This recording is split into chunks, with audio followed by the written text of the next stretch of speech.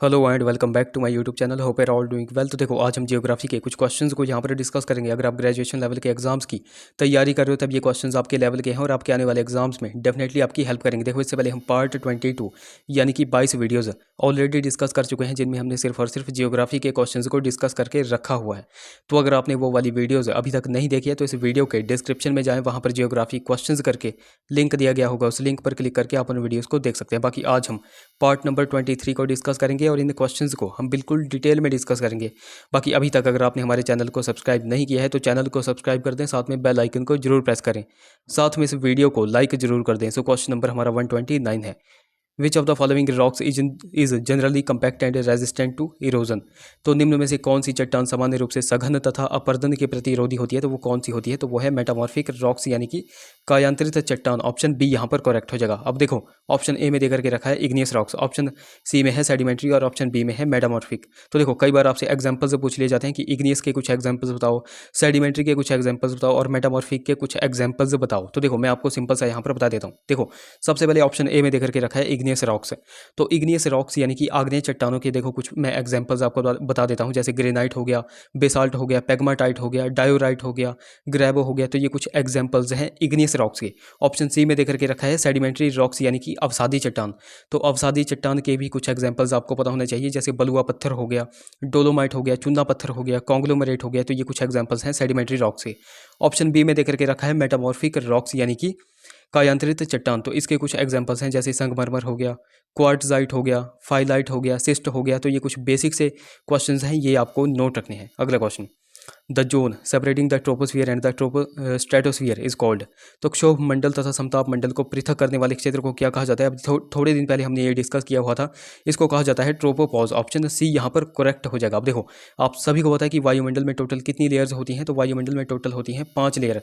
अब वो 5 लेयर कौन कौन सी हैं, तो वो मैं यहाँ पर आपको बता देता हूँ। देखो, सबसे नीचे आती है ट्रोपोस्फियर यानी कि क्षोभ मंडल, उसके ऊपर आती है स्ट्रेटोस्फियर यानी कि समताप मंडल, उसके ऊपर आती है मेसोस्फियर यानी कि मध्य मंडल, उसके ऊपर आती है थर्मोस्फियर यानी कि आयन मंडल, और सबसे ऊपर आती है एक्सोस्फियर यानी कि बाह्य मंडल।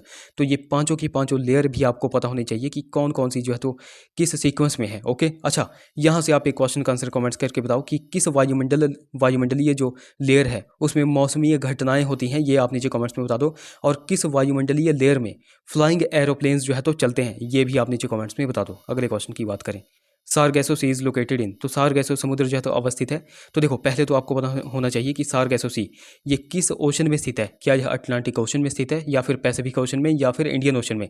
तो पहले तो आपको यही पता होना चाहिए। तो देखो, मैं आपको सिंपल सा बता दूं कि यह जो है तो अटलांटिक ओशन में स्थित है। अब देखो, अटलांटिक ओशन में स्थित है तो ऑप्शन ए में देकर के रखा है और ऑप्शन बी में देकर के रखा है।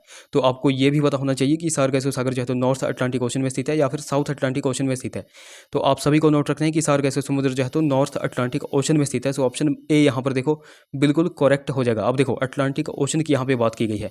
तो कई बार आपसे पूछा जाता है कि अटलांटिक महासागर का सबसे गहरा स्थान कौन सा है? तो देखो, अटलांटिक महासागर का सबसे गहरा स्थान है प्यूरिटो रिको गर्त यानी कि प्यूर्टो रिको ट्रेंच, जो कि कितने मीटर गहरी है? तो वो है 9,219 मीटर गहरी।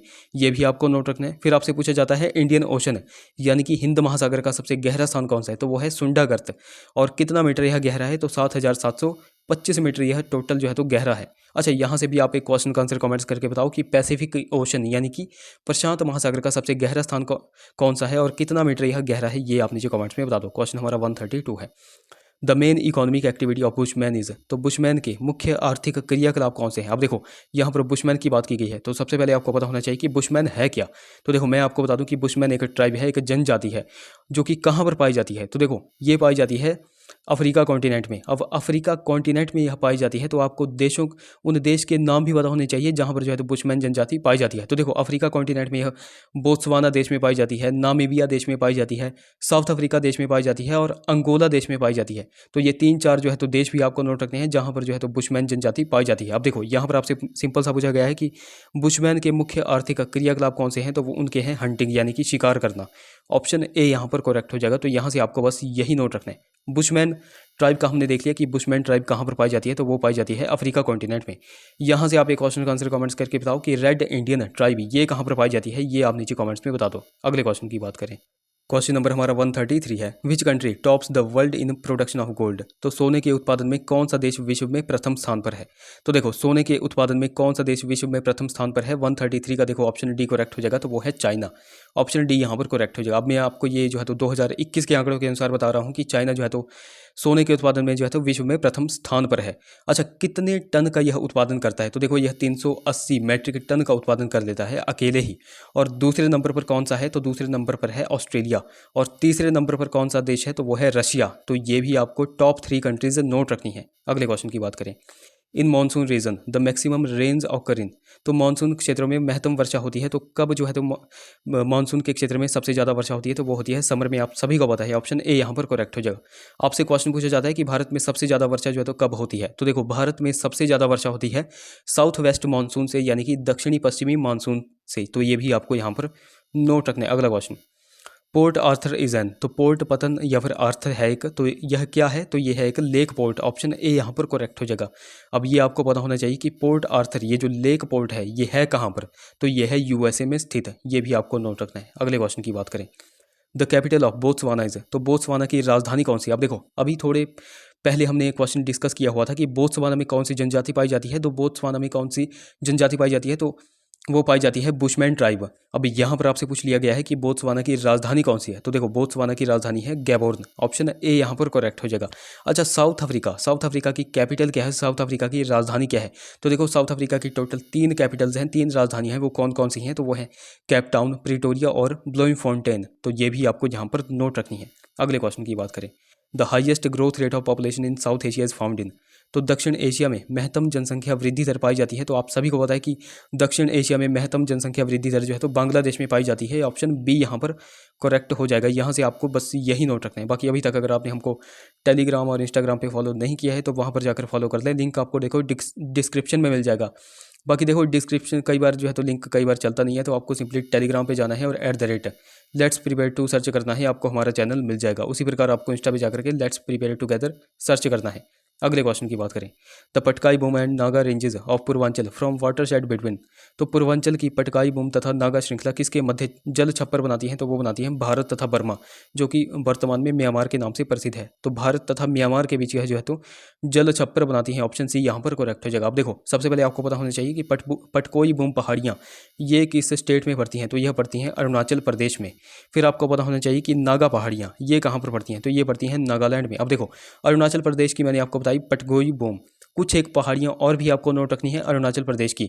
तो अरुणाचल प्रदेश की कुछ और भी फेमस पहाड़ियाँ हैं जो कि अक्सर एग्जाम में पूछी जाती हैं, जैसे डफला हो गई, मेरी हो गई, अबोर मिश्मी हो गई, फिर एक तो यही है पटकोई बूम। तो ये 3-4 पहाड़ियाँ अरुणाचल प्रदेश की आपको यहाँ पर नोट रखनी है। नागा पहाड़ियों का आपको पता चल गया, नागा पहाड़ियाँ कहाँ पर हैं, तो वो हैं नागालैंड में। फिर आपसे कई बार पूछा जाता है लेमाटोल पहाड़ियाँ ये कहाँ पर है। देखो ये क्वेश्चन बहुत बार एग्जाम में बनता है। तो लेमाटोल पहाड़ियाँ हैं मणिपुर में। कहाँ पर है, मणिपुर में। मिजो पहाड़ियाँ आप सभी को पता है कि कहाँ पर है, मिजोरम में है। उसके बाद आपसे पूछा जाता है गारो, खासी और जयंतिया पहाड़ियाँ ये कहाँ पर हैं, तो ये है मेघालय में। अच्छा, माउंट एवरेस्ट पहाड़ियाँ ये कहाँ पर हैं, किस देश में स्थित हैं, ये आप नीचे कमेंट्स में बताओ। और माउंट एवरेस्ट की टोटल हाइट कितनी है, ये भी आप नीचे कमेंट्स में बता दो। अगले क्वेश्चन की बात करें, विच of the following rivers makes an estuary. तो निम्न में से कौन सी नदी नदीमुख बनाती है। अब देखो नदीमुख कौन सी नदी बनाती है, एस्चुअरी कौन सी बनाती है, तो इनमें से कोई नहीं। ऑप्शन डी यहाँ पर करेक्ट हो जाएगा। अब देखो आप सभी को पता होना चाहिए कि कौन सी नदी है जो एस्चुअरी का निर्माण करती है। तो टोटल जो है तो ऐसी 3 नदियाँ हैं, वो 3 नदियाँ कौन कौन सी हैं ये आपको पता होना चाहिए।